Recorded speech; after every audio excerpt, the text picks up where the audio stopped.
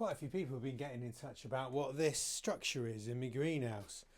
Well, it's a sand-filled box with an electric propagator in the bottom of it, and I build it differently every year, but at its heart, if we just get in there where the seeds are, you can see it's got a heating mat with an element in it. See that? And it's covered in sand because the sand dissipates or spreads the heat, makes it more efficient. It warms up the pots and makes for better germination rates. It's dead easy to make. This is what I did to create this a few weeks ago.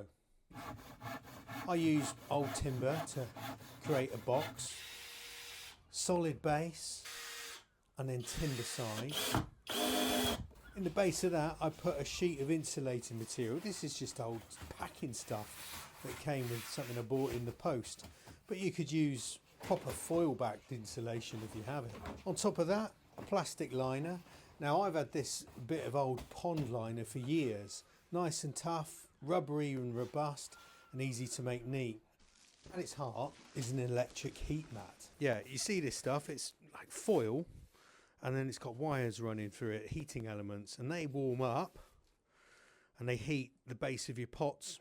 Make sure your seeds sprout. Yeah, that's what does the trick. Right, and that attaches to your power supply.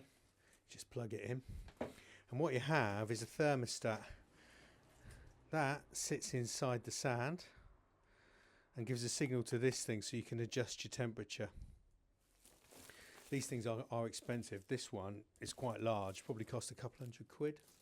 Yeah, a lot of money. But the number of plants I've grown from this, the number of seeds, I mean, a pack of seeds isn't cheap, that I've been able to get 100% germination on, I guess over time, well, you do the maths, I think it saved me some cash.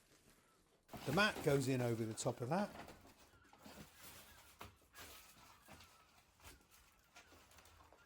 And then an inch or two of sand.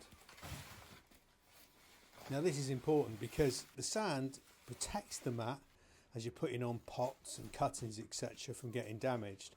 But more importantly, it dissipates the heat, spreads it around the base of the pots and the stuff that you grow in. You could just put the containers straight on top of the mat, but it wouldn't be so efficient and it wouldn't be as cheap to run. This costs pennies per day to run. Screed so that it's perfectly level and then soaked through with water. And it's important to keep your whole propagator wet, as it's the water in the sand that holds the heat and transfers it up into the base of the pot. Mount the thermostat adjuster somewhere accessible and dry, and then place the sensor probe above the heat mat but below the liner. Some people put it in the sand, but I keep mine where it stays dry. Plug it into your power supply. And here's my heated propagator, working away beautifully. Got my trays of chilies on the top. There's hundreds of them. And they're enjoying the heat. Now what makes this so good is that underneath the trays it's nice and warm, but the tops are cool. You always want warm feet with seeds and cold heads. That ensures they germinate really well. And the other final bit of kit that I use with this propagator, and this is an essential thing, it's called a maximum minimum thermometer. Now it tells you at the bottom how cold it's getting at night, how hot it's getting through the peak of the day, particularly if you don't have your greenhouse door open, and the temperature now. And for chili peppers, tomatoes, aubergines, petunias, anything from South America, you're looking at, what, 21 degrees centigrade? That's the perfect temperature to get them to germinate. For salads, foxgloves, 15 degrees is fine. But stuff from hotter parts of the world, 21 degrees is a number to remember. Of course, if your temperature's not right, you adjust the dial on the thermostat. Costs a few quid to make this, but it'll save you a fortune in seed because so many more of those kernels are going to germinate. And when you water the plants, let's give your bench a little drink as well, just to top up those H2O levels in the sand. The beauty of this is that I make it in different configurations depending on what I'm growing. So this year, a lot of vegetables. I've rolled it out to be, well, the mat that is, to be 1 metre in size. If I was growing a lot more stuff, lots of flowers that a particularly large sowing project on, I'd probably have it the 2 metres by 1. If you need it smaller, you fold it up, and if you need it larger, you unfold it. Simple as that. And once the main seed sowing season is done, I use this for taking cuttings from the rest of my garden, lots of salvias, even roses, get them to strike on the heat.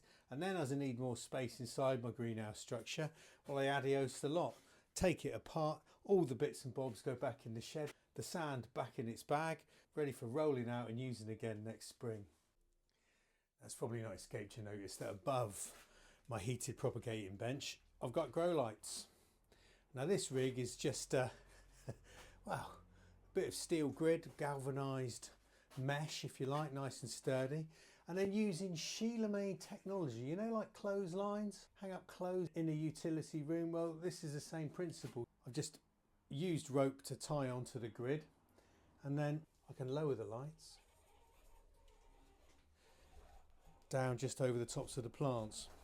Now, because these lights are LEDs, they don't give off a lot of heat, so you can have them pretty close to the tops of your seedlings. They won't come to any harm. But as the plants grow, I unhitch my rope and then just hoist the lot up. Simple as that.